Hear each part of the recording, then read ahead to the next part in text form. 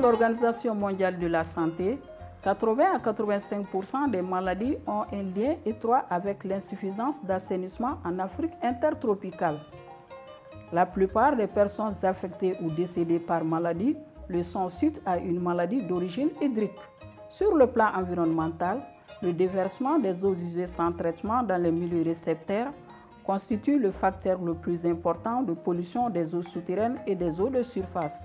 Destruction des frayères, colmatage du lit des cours d'eau, obstruction des branchies des poissons, diminution de la diversité de la faune et de la flore aquatique.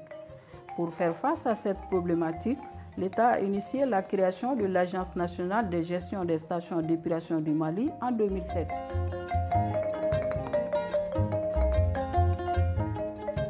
Compte tenu de cette insuffisance constatée au niveau des collectivités territoriales, l'État a créé par ordonnance 0715 du 28 mars 2007, ratifiée par la loi 0742 du 28 juin de la même année, l'Agence nationale de gestion des stations d'épuration du Mali, sous la forme d'un établissement public à caractère administratif, doté de la personnalité morale et de l'autonomie financière.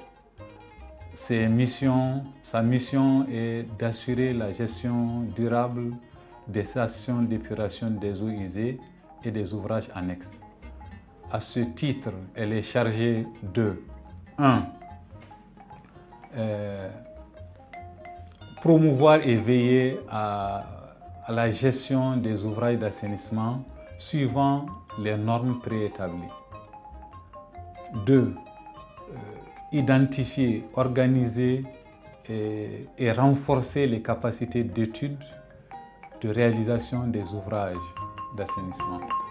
Le Mali atteindra 18 millions d'habitants en 2015 et d'ici là, 6 millions devraient avoir l'accès à un assainissement adéquat et la moitié de la population résidera en milieu urbain. La production des eaux usées domestiques de Bamako a été estimée à 40 000 m3 par jour et seulement 33% des ménages disposent de toilettes adéquates. 65% des ménages disposent de latrines rudimentaires et 2% des ménages ne disposent pas de toilettes.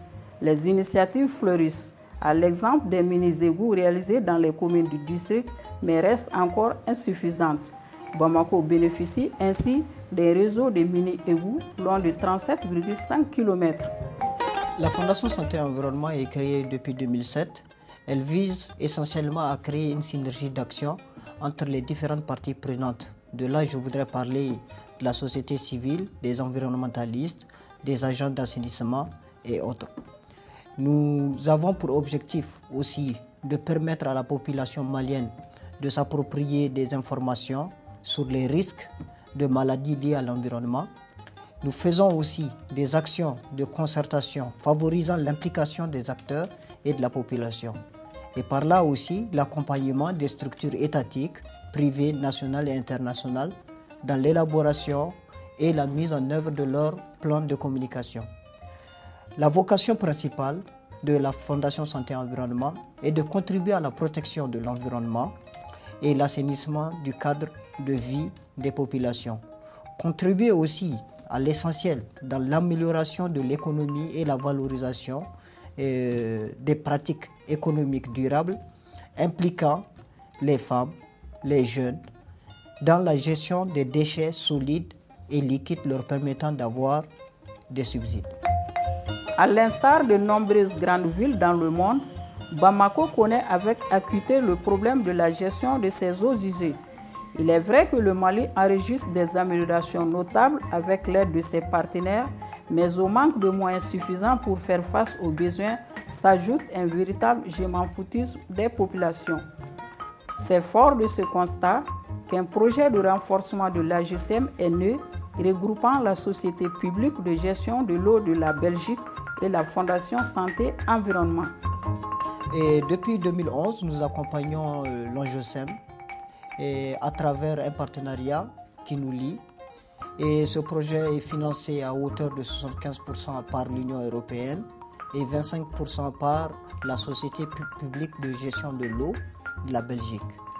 Et ce projet est essentiellement basé dans le domaine technique et dans le domaine de la communication. Donc, dans ce sens, la Fondation Santé et Environnement prend en charge le volet communication. Et dans ce volet communication, nous sommes arrivés à mettre en place une stratégie de communication adaptée, prenant en compte tous les aspects, tant au niveau de l'alphabétisation, mais au niveau média. Donc, dans ce sens, plusieurs supports de communication sont nés. Et je voudrais parler par là d'une boîte à images, des dépliants, des DVD de sensibilisation. Et vous comprendrez par là aussi qu'il est très essentiel de communiquer. Face à ces constats alarmants, il est essentiel que la population se responsabilise pour le respect des ouvrages d'assainissement ainsi que le respect de l'environnement, car il s'agit là de la préservation de l'avenir commun Sini Nyasiri.